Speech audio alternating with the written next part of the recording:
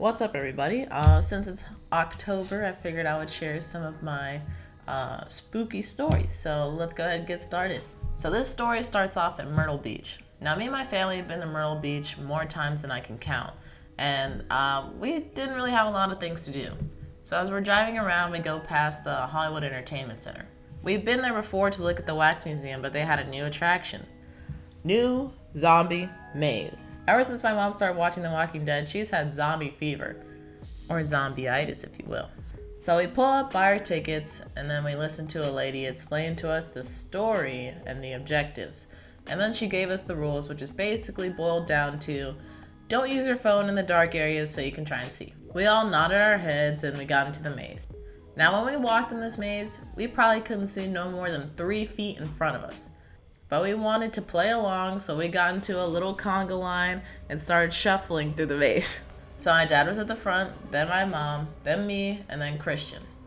Almost every single time a zombie popped out, everyone took off except for Christian. Christian was nowhere to be seen. Now listen, I would never leave my brother in a zombie apocalypse.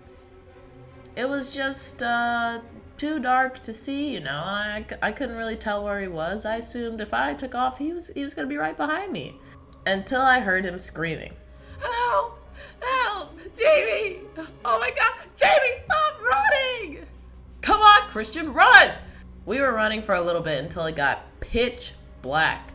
We're all kind of looking at each other like,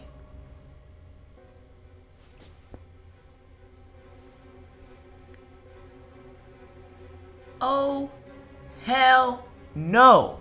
My dad whips out his phone and turns on the light. But the crazy part is, the light did not do a dang thing.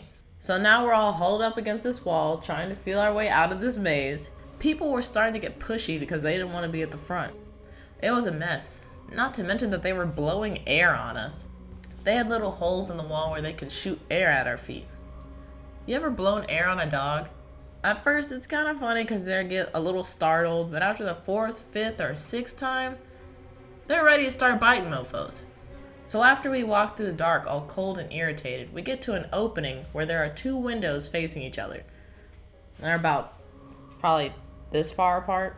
Let me get in the frame, like that far apart. So as we slowly start approaching the windows, we see a bunch of hands come out of the window seals, reaching for us, just dangling there. So I immediately start thinking, one of these suckers needs to go in front of me. After seeing my dad's display today, I can see that he is no Liam Neeson.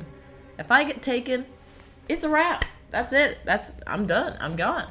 He might even throw a little hot sauce on me to make me taste a little better. After we have a debate about our strategy for not getting touched, everyone starts looking around waiting for someone to go first. At that point, I was just ready to get it over with, so I army crawled my way across the path, under all the hands, not getting touched at all, not dealing with that today. And then I look back and see that none of the hands even flinched or moved. So everyone starts walking through the hands, giving them high fives, dabbing them up, doing all this other crazy crap. I don't know if somebody's shift ended, but not a single hand touched us. Nothing grabbed us, nothing touched us, nothing even grazed us. They were all floppy rubber hands. Not gonna lie, I was a little disappointed, but we continued on to the final room. We saw the light at the end of the tunnel. We were about 20 feet from the exit when 2 zombies jump out from the shadows and start chasing us. I kid you not when I say I pushed my parents out of the way to get to the exit.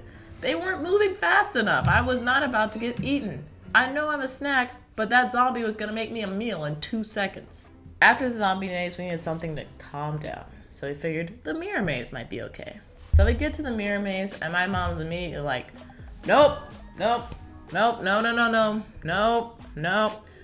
I'm out. It was funny she said that considering we had just went through the zombie apocalypse and it was the mirrors she couldn't handle. But I don't blame her though. That reflection is pretty scary. My mom leaves the maze and tells us she'll take the alternate path to wait for us at the exit. So my dad, my brother, and I walk into the maze.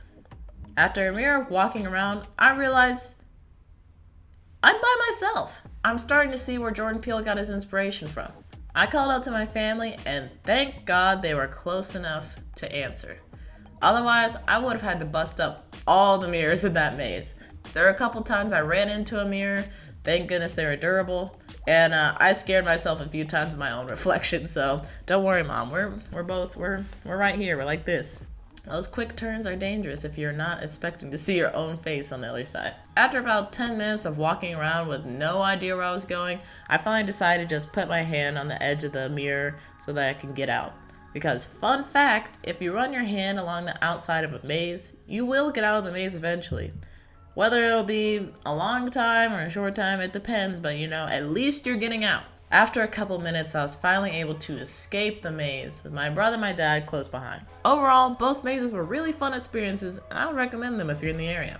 So I hope you guys enjoy the stories. I have a few more spooky stories. They're kind of rare considering we don't really do a lot of scary stuff because we're chickens pretty much. We don't handle that stuff very well. It was the zombie maze and the mirror stuff was fun. But you know, you don't really put yourself in situations like that on purpose usually. That was a great time though. So if you want to hear more stories like that, I might be doing some other spooky stuff this month. I could tell you about my exams. Those are pretty spooky, but we might be doing some like actually scary stuff later this month. So I might have a story about that to tell or two. If you want to hear about it, let me know in the comments. Leave a like on the video if you liked it. Subscribe if you're new if you want to see more stories. I have more than just scary things besides my scary face. You know, I got other things planned. And thank you for always just stopping by, watching the video. I appreciate it. I appreciate everybody who comes by. I hope you have a nice evening, morning, or night. Whatever it is, enjoy it, and I'll see you next time. Bye!